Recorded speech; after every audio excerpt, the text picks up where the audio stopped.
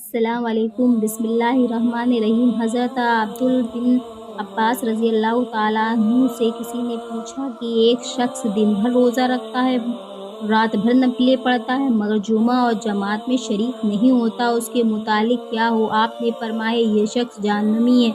فائدہ گو ایک شخص جماعت تک سزا بھگتنے کے بعد جہنم سے نکل آئے کہ بہرحال مسلمان ہے، مگر نامعلوم کتنے عرصے تک پڑا رہنا پڑے۔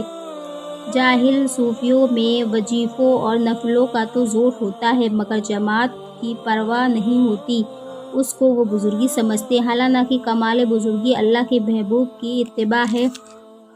ایک حدیث میں وارد ہے کہ 3 شخص پر حق تعالیٰ شانہ نے لعنت بھیجتے ہیں: اس شخص پر جس نے نماز کسی معقول وجہ سے ناراض ہو، وہ امامت کرے، دوسرا اس عورت پر جس کا خاوند اس سے ناراض ہو، تیسرا اس شخص پر جو اذان کی آواز سنے اور جماعت میں شریک نہ ہو۔